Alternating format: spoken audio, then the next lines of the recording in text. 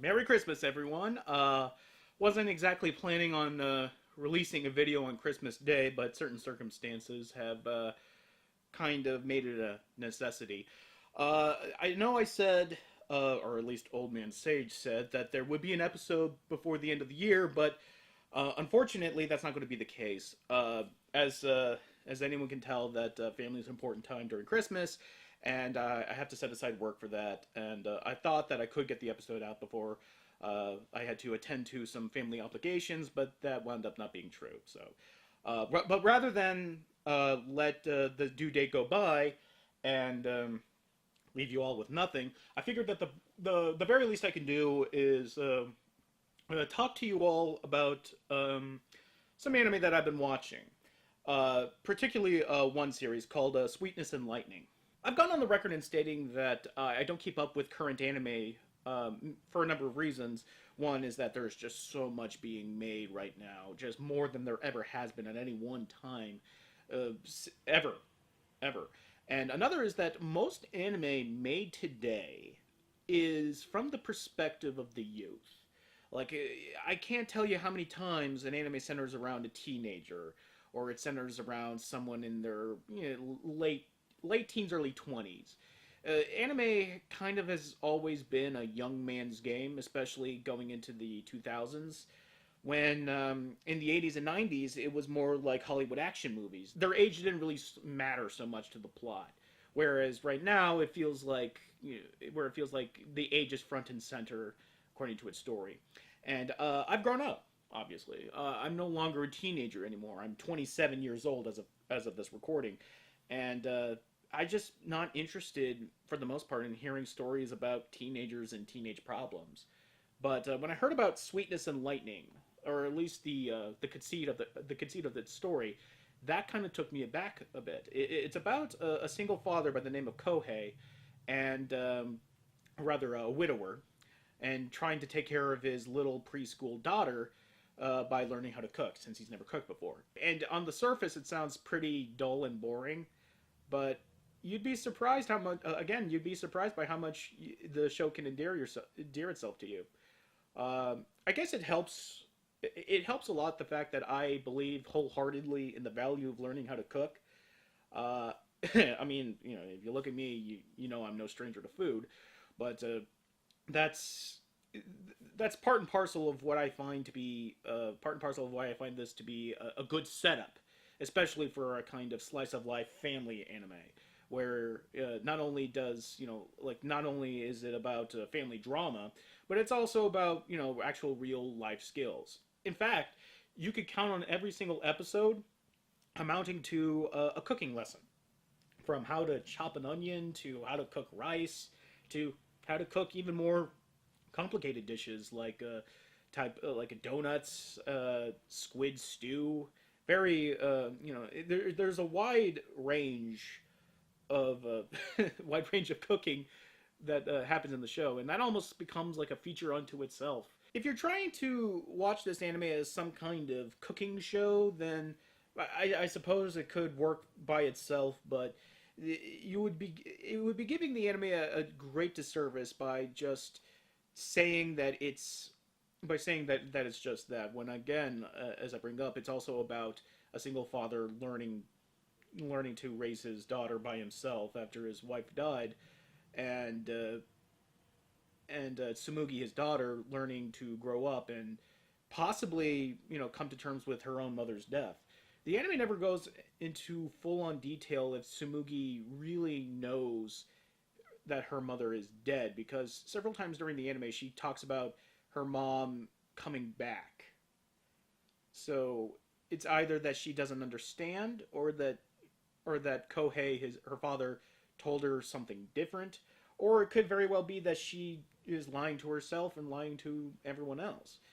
But there's certain heartbreaking and heart-wrenching moments where she just breaks down and cries when she realizes, for example, that one of her favorite dishes won't be prepared by her mom anymore. And it really hits you hard, and it's not a cheap feeling either. It's not.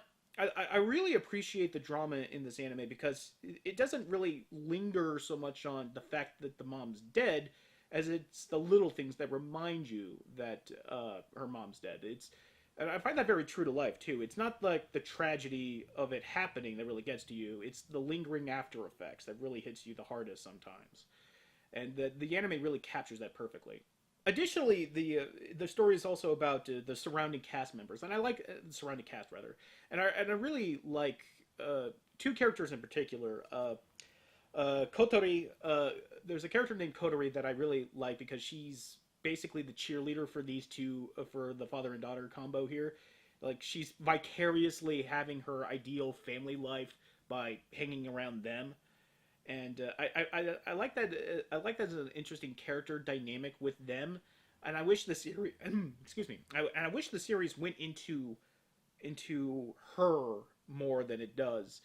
But maybe they were trying to hope, cross their, they're crossing their fingers for a second series, which might happen, might not. It's too early to tell.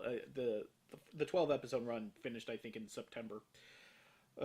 Additionally, Yusuke, the character named Yusuke, who is Kohei's friend, I like him because it's that I like that take on the too cool for the room character who just seems to be above it all, and but still, still realize that he's basically has to play caretaker to Tsumugi quite a few times because again, single parent, all hands on deck when it comes to raising a little preschooler.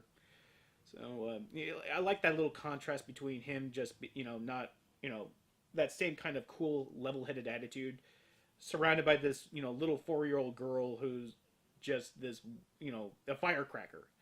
It's a nice contrast between them. If there were a few things that I got a little tired of by the end of the run, it's that because of its formulaic plot and how it generally tells its story, it really comes into a few habits, a few character beats that I find to be kind of, well, like I said, repetitive and kind of eye rolling. Like every time that Kohei, comes across or has a thought about Tsumugi that never occurred to him, he always has that exact same beat of him just kind of going.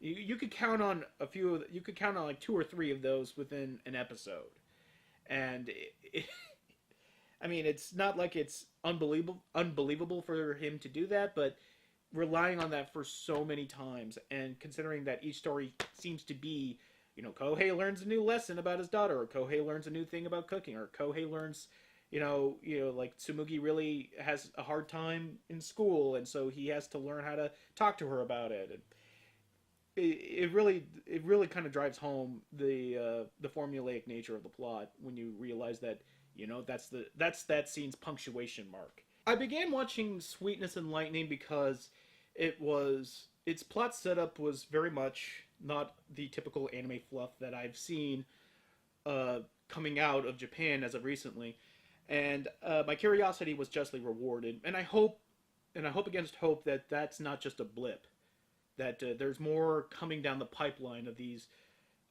more adult-oriented stories, and not adult in the terms of like sex or violence, but more adult in the terms of like problems and struggles that really only adults face. I think there's a lot of humanity in those stories, and it's sorely missed in anime today. Uh, Slowly but surely, I find myself finding myself going to the current anime trends of current anime shows rather that are happening right now, and every once in a while I'll give one a check if one seems interesting to me, and I don't know if this winds up being a regular thing. Hopefully I'll have more to talk about when the mood strikes me, but otherwise this might be just there's just a one-off thing because there's nothing coming out is really interesting to me. I just wanted to cap off this a little off the cusp vlog, as it were, by saying Merry Christmas to everyone, and you're probably not going to see of me before the before the end of the year. So Happy New Year to you all as well. Have a safe holidays, everyone, and till next time.